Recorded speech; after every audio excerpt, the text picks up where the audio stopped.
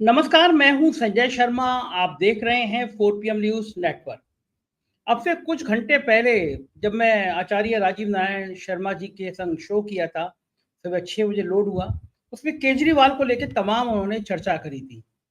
केजरीवाल खुद मानते हैं ज्योतिष को। जब मैंने उनका इंटरव्यू किया था, तो मुझसे कह रहे थे कि वो राजीव जी का शो ज़रूर सुनते हैं और बड़े खुश होते हैं वो शो से, और सुनते ज़रूर हैं, उनका ज्योतिष में यकीन है। और होना भी चाहिए। उनके ग्रह जिस तरह से उल्टे-पुल्टे हुए हैं पिछले दिनों में, किसी भी आदमी का ज्योतिष पे यकीन हो जाए, क्योंकि किसी ने सोचा नहीं था कि भारतीय जनता पार्टी और उनके आका प्रधानमंत्री नरेंद्र मोदी इस तरह कर सकते हैं कि 2-2 चुने हुए मुख्यमंत्री जेल की हवा खाया है। सुप्रीम कोर्ट ने जमानत दी और उसके बाद में भारतीय जनता पार्टी ने तैयारी कर ली कि अब अरविंद केजरीवाल पर हमला बोलना है। कहना है कि भैया, जो आदमी जेल से निकल के जमानत पे छूटा, वो किस तरह सा नैतिक आधार रख सकता है मुख्यमंत्री होने का। सुप्रीम कोर्ट ने भी कह दिया वो मुख्यमंत्री के दफ्तर नहीं जा सकते, फाइल साइन नहीं कर सकते। तो भारतीय जनता पार्टी ने पूरी तैयारी कर ली थी एक बड़े आंदोलन की, कि एक बड़ा आंदोलन किया जाएगा कि भाई, मुख्यमंत्री पद से बड़ी चाहत है अरविंद केजरीवाल को, मुख्यमंत्री पद छोड़ना नहीं चाहते, उस कुर्सी से चिपक के रहना चाहते हैं। इस तरह के आरोप, ढेर आरोपों की फाइल तैयार हो गई थी। रिंकिया के पापा एकदम एक्टिव मोड में आ गए थे। भाजपा के सारे चिंटू मिंटू तैयार थे। अमित मालवीय की टीम तैयार थी कि अब अरविंद केजरीवाल पर हमला बोलना है। लेकिन अरविंद केजरीवाल के बारे में कहा जाता है कि जितने प्रधानमंत्री नरेंद्र मोदी चतुर हैं, उससे 4 गुना अरविंद केजरीवाल चतुर हैं। राजनीति की चालें चलना उनसे बेहतर शायद ही कोई आदमी जानता हो।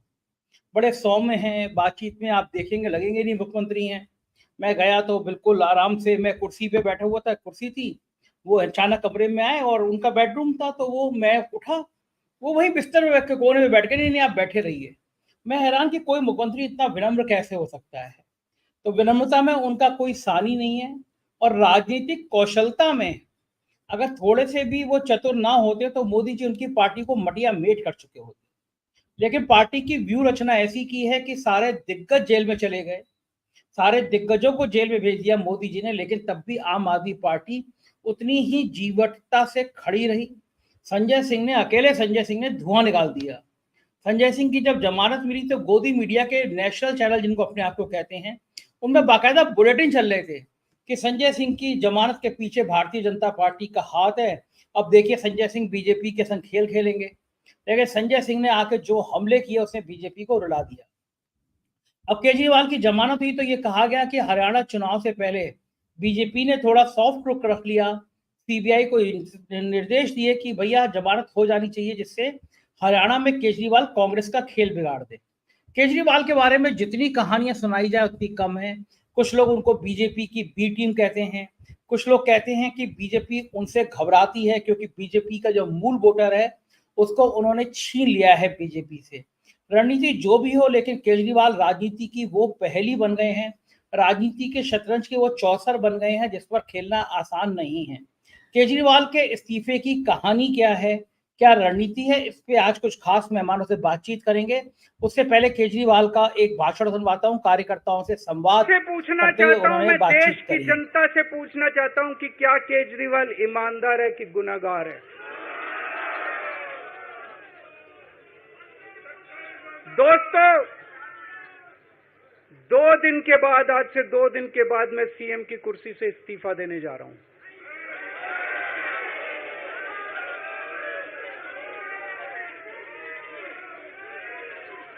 और मैं तब तक सीएम की कुर्सी पे नहीं बैठूंगा जब तक जनता अपना फैसला ना सुना दे। मैं जनता के बीच में जाऊंगा, गली गली में जाऊंगा, घर घर में जाऊंगा, और जब तक जनता अपना फैसला ना सुना दे कि केजरीवाल ईमानदार है, तब तक मैं सीएम की कुर्सी के ऊपर नहीं बैठूंगा।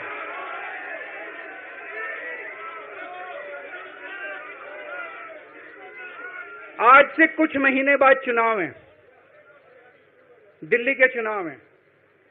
मैं जनता को निवेदन करना चाहता हूं, अपील करना चाहता हूं, अगर आपको लगता है केजरीवाल ईमानदार है, मेरे पक्ष में वोट दे देना। अगर आपको लगता है केजरीवाल गुनाहगार है, मेरे को वोट मत देना। आप अगर मेरे को अपराध का एक एक वोट मेरी ईमानदारी का सर्टिफिकेट होगा, अगर आप मेरे को वोट देके जिताओगे और अगर आप कहोगे कि केजरीवाल ईमानदार है, तो चुनाव के बाद उसके बाद जाके मैं सीएम की कुर्सी पे बैठूंगा, तब तक मैं सीएम की कुर्सी पे नहीं बैठूंगा।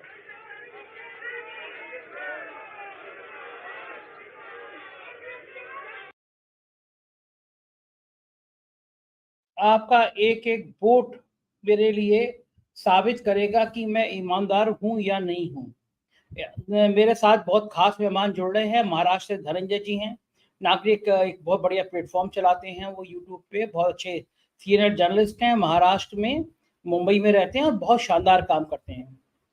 अनिल सिन्हा जी हम लोगों के बहुत वरिष्ठ पत्रकार हैं, तमाम देश के बड़े बड़े अखबारों में आप इनके लेख पढ़ते रहते होंगे, बहुत शानदार बोलते हैं, बहुत शानदार लिखते हैं। धनंजय जी, मेरा आपका एक एक वोट मेरे लिए साबित करेगा ईमानदार हूं या बेईमान हूं। अब से कुछ घंटे पहले तक आईवी को भी नहीं पता था कि केजरीवाल ये चौका छक्का मार सकते हैं, सिंपैथी कार्ड खेल सकते हैं।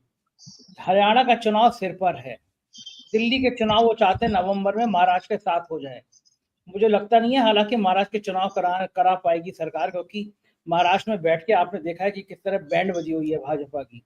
लेकिन केजरीवाल का ये जो सिंपैथी कार्ड है, क्या लगता है आपको इसने बीजेपी को परेशान कर दिया? दिल्ली के चुनाव में ये सिंपैथी कार्ड बहुत बेहतर काम कर सकता है? धनंजय जी, देखिए, एक आपके दर्शक हैं राजीव बिजलवान, वो कह रहे हैं सर आपने 2 कांग्रेसी बुला लिए। खैर उनकी बात पे बात नहीं करता हूँ, आगे बात करता हूँ। ये जनमत है, ये अच्छी बात है। लेकिन जो केजरीवाल कह रहे हैं कि जनता तय करेगी कि मैं ईमानदार हूं कि नहीं हूं। ईमानदार कौन तय करता है? जनता तय करती है या कोर्ट तय करती है? अगर जनता तय करती है, फिर लालू प्रसाद यादव जी को जनता ने बार बार चुना, फिर सुप्रीम कोर्ट ने क्यों कहा कि आप चुनाव नहीं लड़ सकते हैं? तो न्याय करने का काम, कौन सही है या गलत करने का काम जो है वो न्यायालय के पास है। न्यायालय से बड़ा कोई नहीं है न्याय करने के लिए, वही है न्यायाधीश।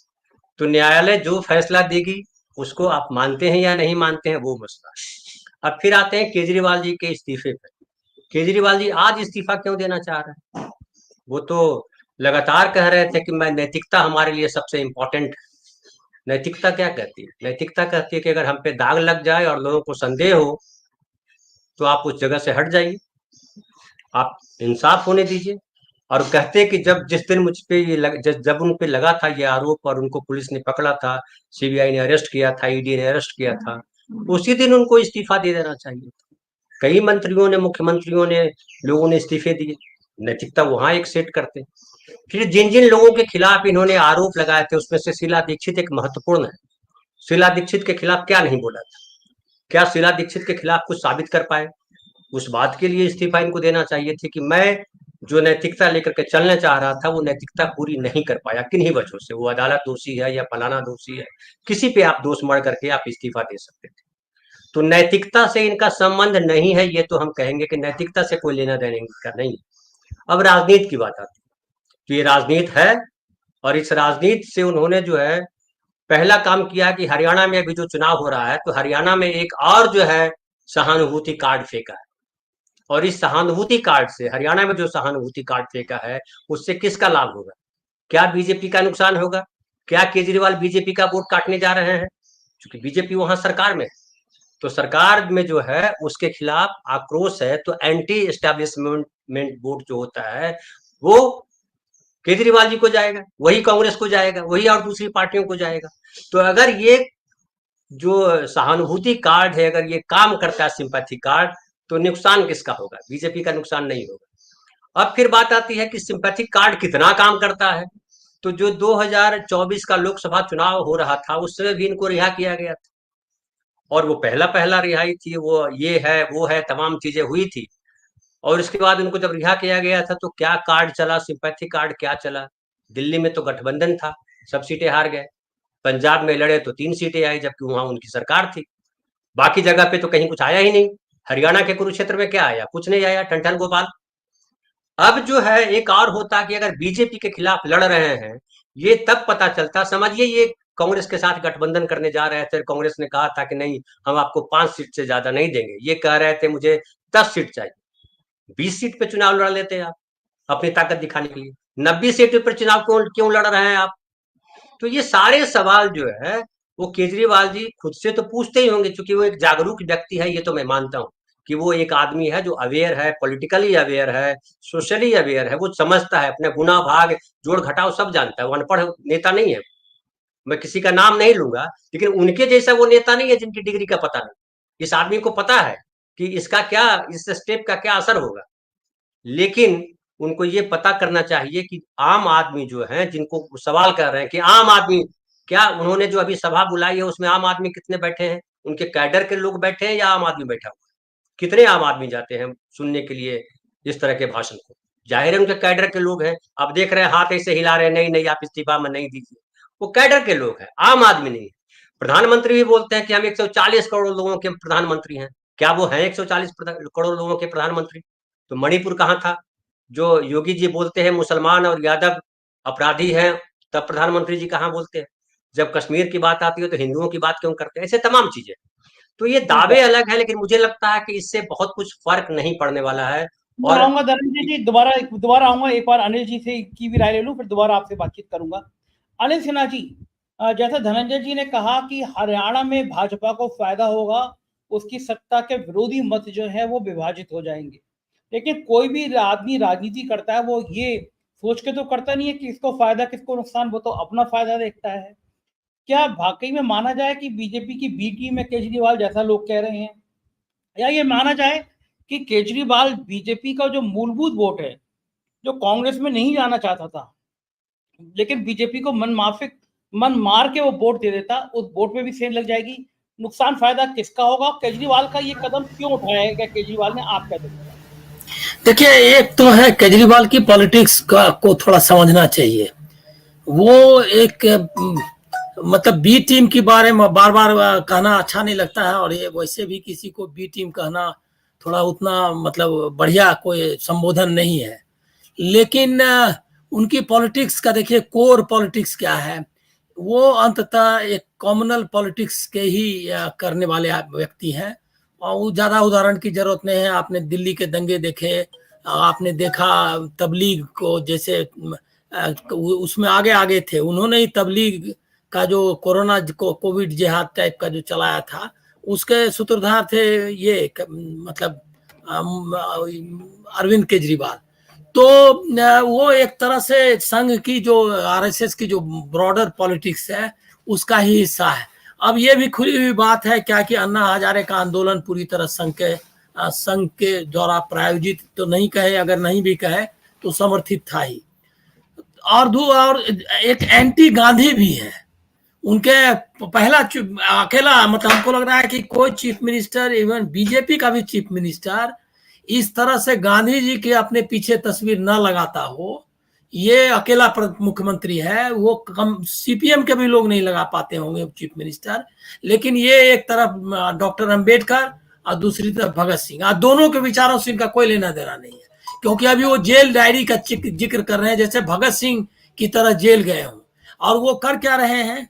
भगत सिंह क्या सीता माता के नाम लेते थे? भगत सिंह की पॉलिटिक्स सेकुलर, डेमोक्रेटिक और एक जो इक्वलिटी वाली पॉलिटिक्स है उसकी पॉलिटिक्स करते थे। क्या वो भगत सिंह की पॉलिटिक्स कर रहे हैं? तो ये जो अंतर विरोध है उनकी राजनीति में, वो जो सिंबल्स है, जैसे अंबेडकर वाले में आपको मालूम होगा कि अंबेडकर के ये के मामले में का वो मतलब एक जो उनका ये है स्लोगन नहीं, मतलब उनका जो मंत्र है, वाक्य है, उसको दोहराने के लिए 22 प्रतिज्ञाएं, वो जो प्रतिज्ञाएं हैं, हाँ, तो उसको हटाना पड़ा। तो ये पॉलिटिक्स असल में, और कई बार लोग मतलब अपने खुद भी कह चुके हैं कि आडवाणी उनके प्रेरक व्यक्तित्व रहे हैं। तो ये संघ की पॉलिटिक्स को ही आगे बढ़ाने वाले हैं। ये बात लोगों के लिए बहुत समझना जरूरी है। और देखिए, जब इनको कोई साथ नहीं दे रहा था तो राहुल गांधी और कांग्रेस इनके पीछे खड़ी रही, और वो जो है कांग्रेस ने इनको इंडिया गठबंधन में आए। इंडिया गठबंधन में आपको याद होगा कि पटना में जो पहली मीटिंग हुई थी उसमें उन्होंने इसको सबोटेज करने की कोशिश की थी। बाद में ये आए अपनी वजह से, और अंत तक उनके साथ खड़े रहे। और आप सोच लीजिए कि दिल्ली यूनिट पूरी तरह खिलाफ थी इनके क्या कहते हैं इनके साथ गठबंधन के, लेकिन उन्होंने राहुल गांधी ने गठबंधन कराया, चूंकि वो एक इंडिया गठबंधन को एक यूनाइटेड फ्रंट के रूप में पेश करना चाहते थे देश के सामने, और उसमें किसी को छोड़ना नहीं चाहते थे। ये उसके बाद अभी आप देख लीजिए, एक तो ऐन वक्त पर देखिए, मैं मतलब चाहता हूं कि सब कुछ ईमानदारी से होता हुआ दिखे, लेकिन सुप्रीम कोर्ट ने जो फैसला लिया इनको छोड़ने का, और इसको मान भी गई सरकार, उनको फिर से जेल में नहीं बंद कर रही है। मनीष सिसोदिया भी बाहर आ गए, और बहुत लंबे समय के बाद भी जो है उनका मतलब ये नहीं हुआ। मतलब उनका एक तरह से हमको लग रहा है क्या कि बीजेपी के लिए भी ये फायदेमंद है कि वो हरियाणा का चुनाव लड़े, इसलिए उन्होंने उसको छोड़ा। लेकिन जो इक्वेशन आपने कहा कि क्या उसका असर होगा, मुझको लगता है कि ये अकेला नुकसान सिर्फ इंडिया गठबंधन का ही नहीं करेंगे, बीजेपी का भी वोट काट पाएंगे। लेकिन कितना वोट कटता है, क्योंकि हरियाणा में बाइपोलर इलेक्शन होने जा रहा है, और जब बाइपोलर इलेक्शन होता है तो कोई नहीं चलता है। आपको ध्यान, सबसे जो इसका बेहतरीन एग्जांपल है वो है वेस्ट बंगाल। एकदम कैडर बेस्ड पार्टी है सीपीएम, बहुत ताकत उनकी रही है, कौन नहीं जानता इसको।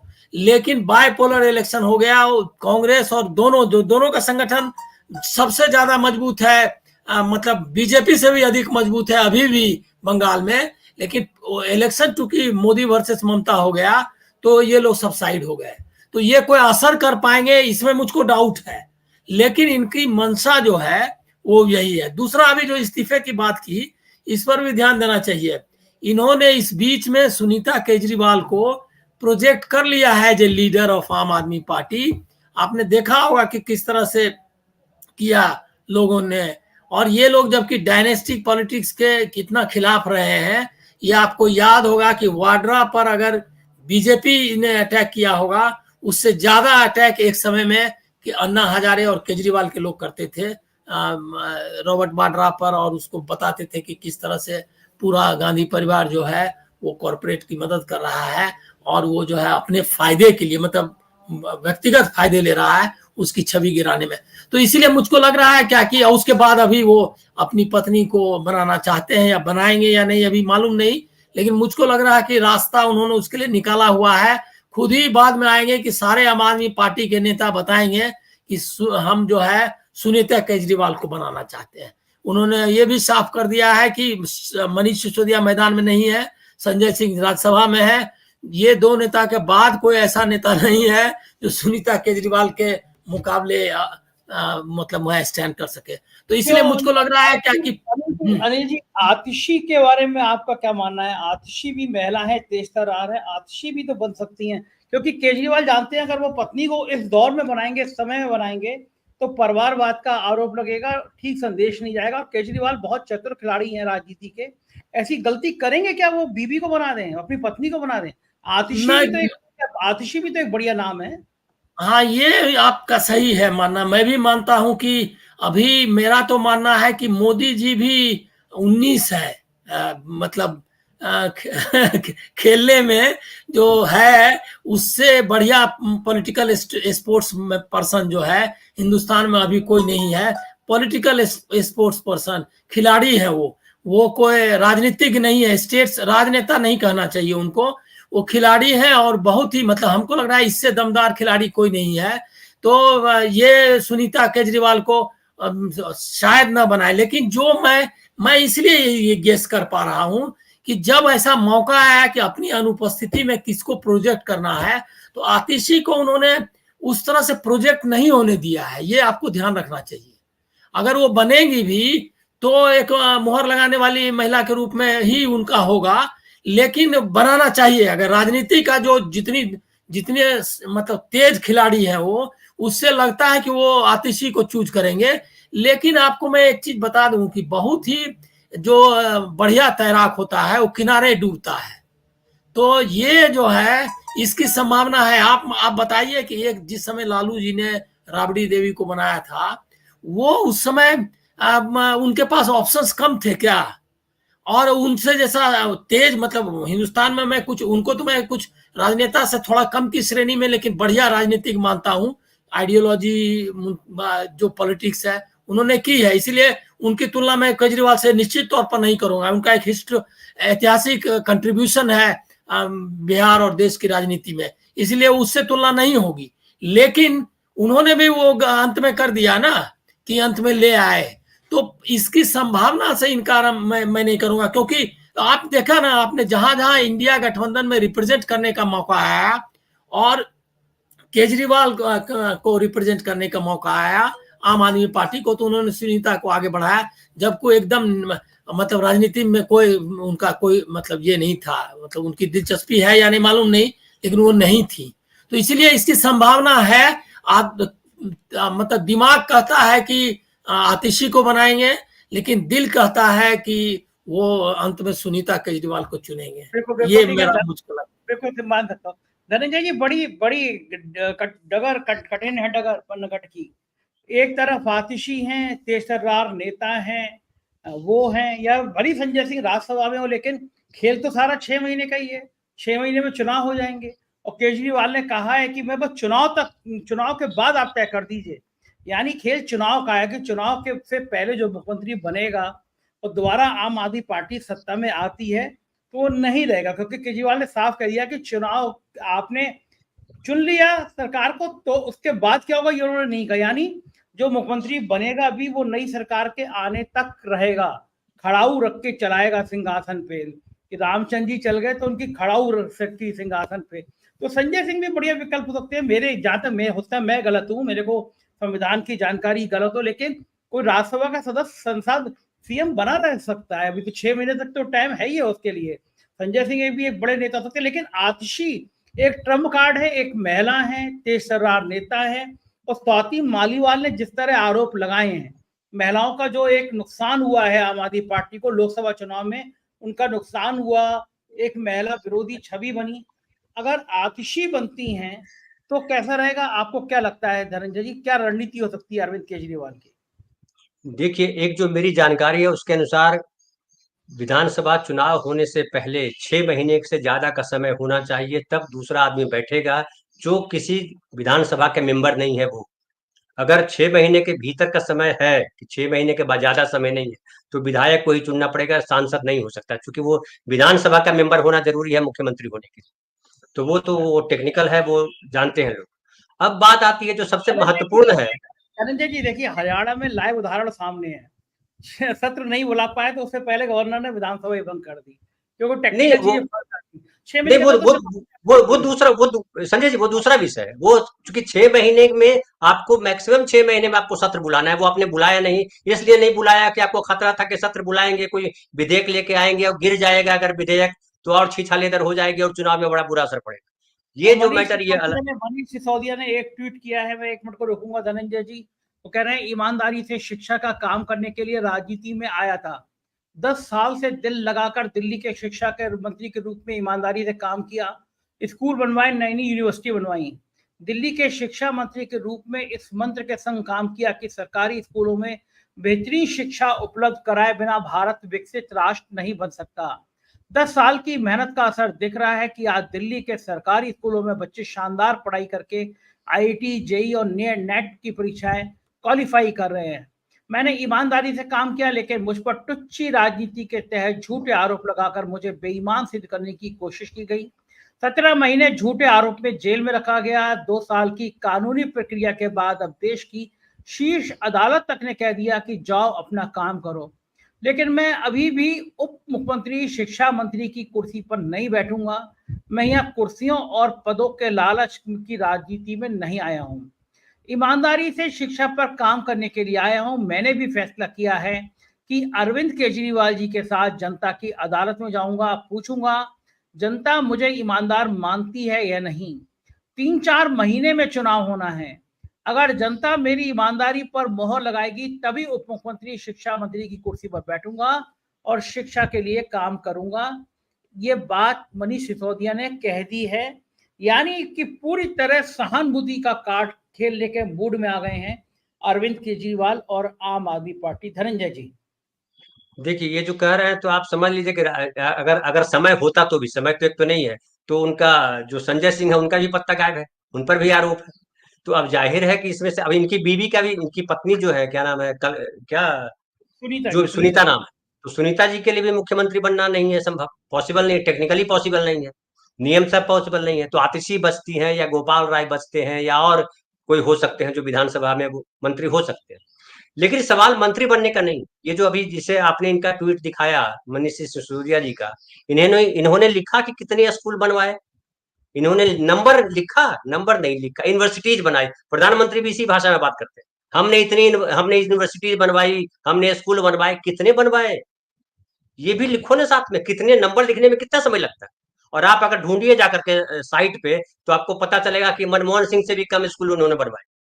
और ये कह रहे हैं मैंने ये बनवाया, मैंने वो बनवाया, मैंने तोप चलाया, सारे यही नेता बोलते हैं। नेता यहाँ पे थोड़े गड़बड़ी करते हैं।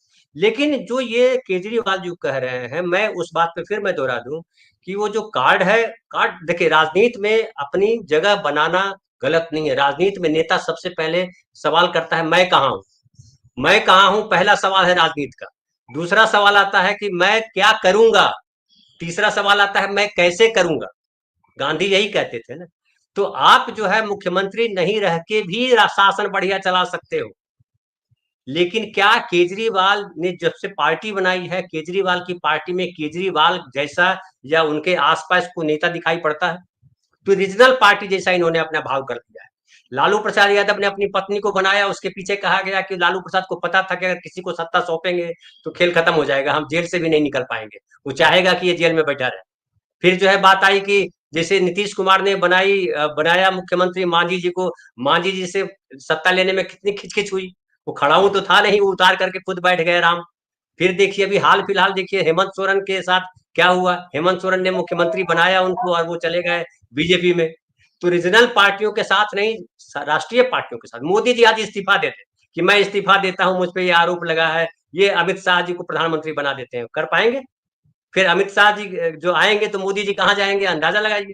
तो राजनीति जिस तरह की हो रही है उसमें नैतिकता नहीं है, उसमें कुर्सी है, उसमें सत्ता है, आम आदमी उसमें कहीं नहीं है। आम आदमी का नाम लेते हो, आम आदमी की बात तब करिए जब न्याय की बात कीजिए। संविधान के प्रियम्बल में पहला शब्द लिखा हुआ न्याय, तो आप न्याय जो आम आदमी से मांगने गए हो कि आप न्याय कीजिए, मैं ईमानदार हूं कि नहीं हूं, आप न्याय को धोखा दे रहे हैं। ये सबसे गलत बात है राजनीति में।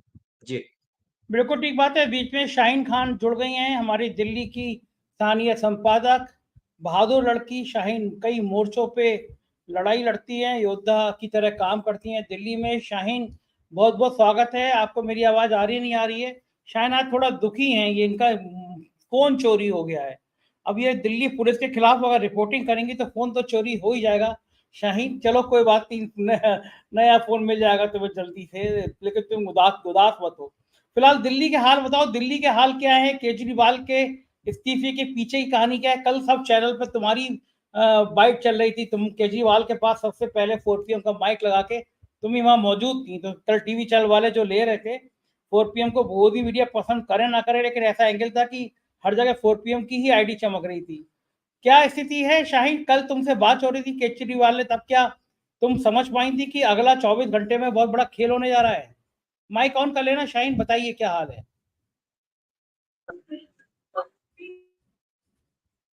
माइक ऑफ है शाहीन, माइक।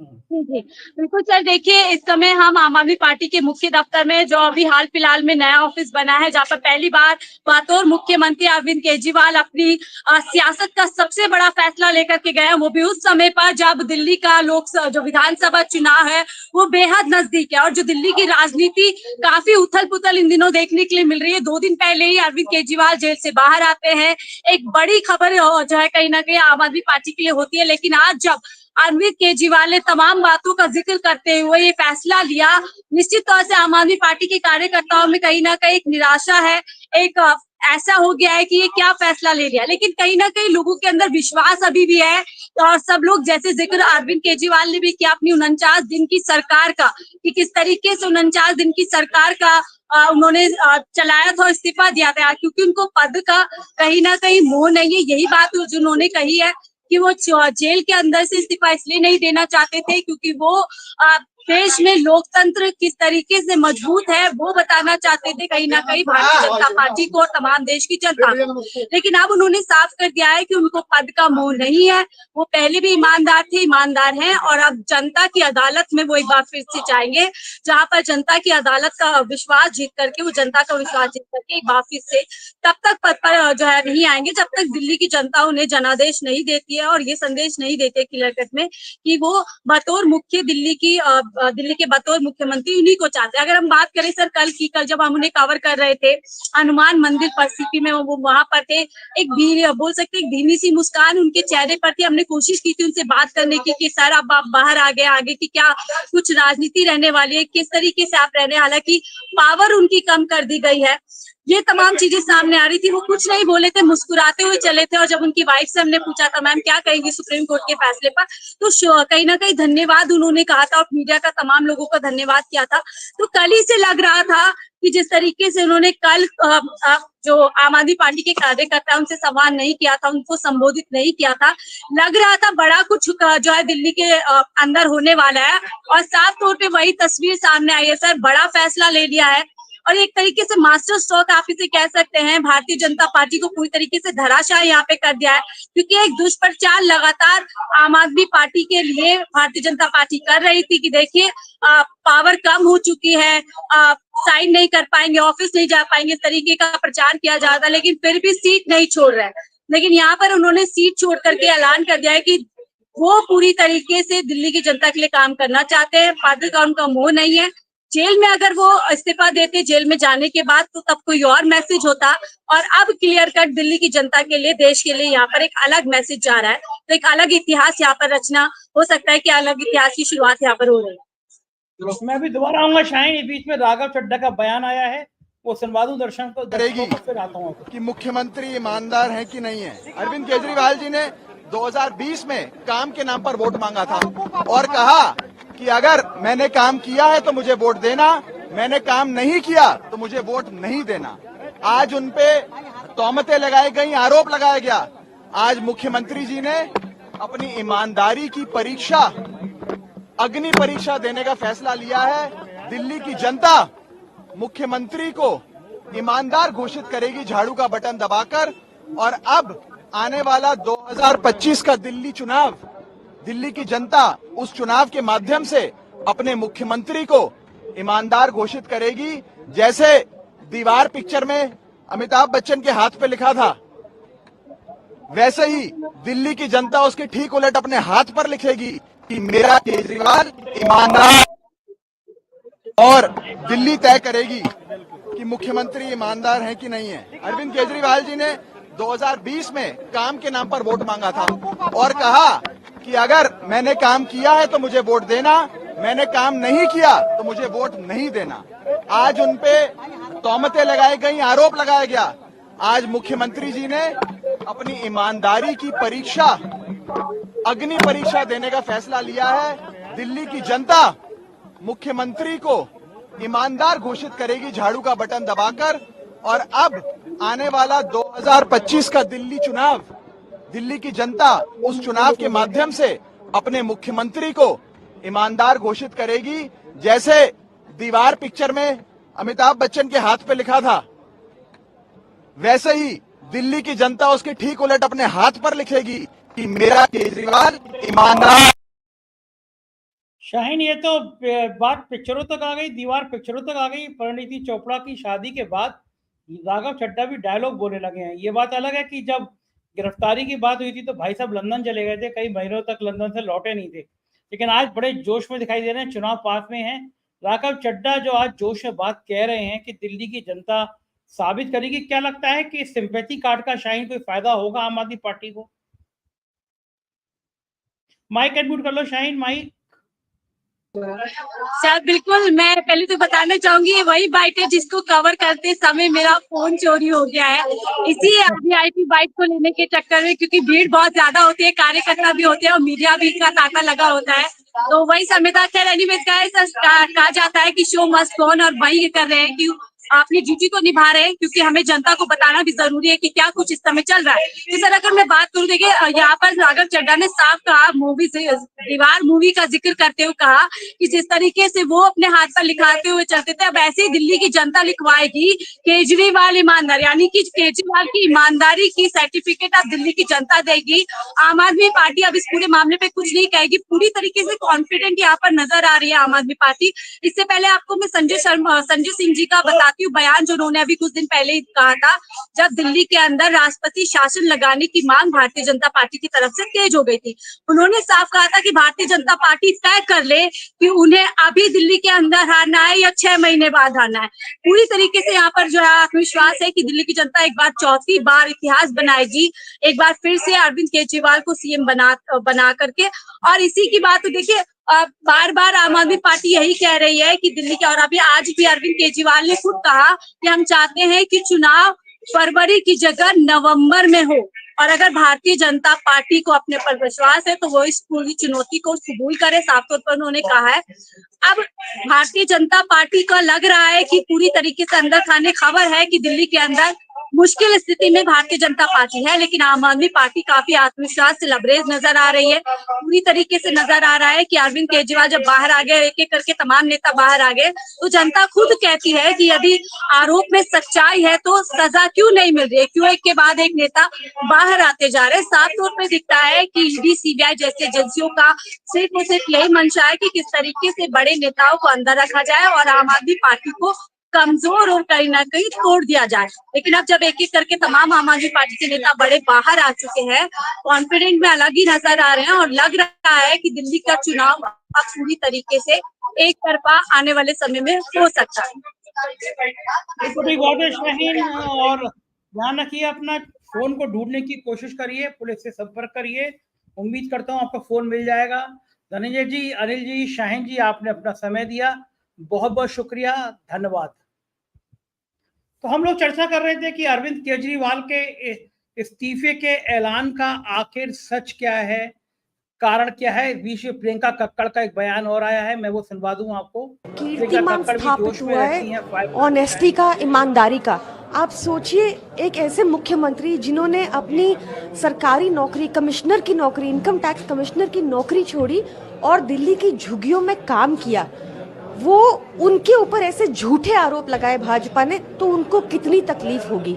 अब वो ये मामला कोर्ट में तो बहुत लंबा समय चलेगा। कोर्ट तो हमें सिर्फ बेल दे सकती थी और कोर्ट ने वो बेल दी, और इसके लिए कोर्ट का बहुत शुक्रिया। पर अब अरविंद केजरीवाल जी ने आज ईमानदारी का एक नया कीर्तिमान स्थापित किया है, और उन्होंने कहा है कि वो कुर्सी पर तभी बैठेंगे जब दिल्ली की जनता उनको दोबारा चुन के भेजेगी। एक तरह से अपनी सफलता दिख रही है, जो आरोप लगाती रही बीजेपी के मुख्यमंत्री को इस्तीफा देना चाहिए, एक तरह से भ्रष्टाचार साबित हुआ कि उन्होंने मतलब गड़बड़ियां किया, इसलिए इस्तीफा देना पड़ा। देखिए, भाजपा की बातों पे मत जाइए।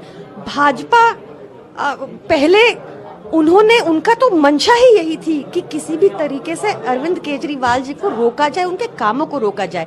पर अब अरविंद केजरीवाल जी खुद दिल्ली की गली गली में घूमेंगे, खुद जाएंगे, खुद इंश्योर करेंगे कि दिल्ली की जनता का कोई काम ना रुके, जैसे पहले भी कभी नहीं रुका और अब भी कहीं ना रुके। तो ये उस वजह से उन्होंने इस्तीफा नहीं दिया, काम करने में उनके कोई बाधा नहीं है। जी, चुनाव में जाएंगे, लेकिन बीजेपी कह रही है कि मैंडेट तो जनता दे चुकी है लोकसभा में 7 सीटों से, जब 7 सीटों पे आपकी हार हुई, वो भी एक तरह से जनादेश था कि आपको जनता नहीं चाहती है। देखिए, मैंडेट था कि भाजपा के दिल्ली में इतने विधायक हैं कि वो एक वैगनर में बैठ के जा सकते हैं, ये मैंडेट है दिल्ली का। आगामी दिनों में जैसा सीएम ने कहा कि महाराष्ट्र के साथ चुनाव कराने की जरूरत है, आपको लगता है कि पॉसिबल होगा या दिल्ली अपनी जो सरकार है विधानसभा भंग करके प्रपोज करेगी? देखिए, बार बार भाजपा बैकडोर से दिल्ली में पावर छीनने की कोशिश में जुटी रहती है, तो इसको एज अ चैलेंज ले और अभी चाहे चुनाव घोषित कर दे। हम दिल्ली की जनता अरविंद केजरीवाल जी के साथ है और उनको परिणाम देखने को मिल जाएगा। मुख्यमंत्री कौन बनेगा, मतलब अभी जो विधायक है या जो मंत्री है उनमें से कोई होगा या विधायक? अरविंद केजरीवाल जी ने अपनी स्पीच में भी बताया कि वो अभी विधायक मंडल के साथ बैठक होगी और उसमें जैसा निर्णय होगा वो आप सबके समक्ष होगा।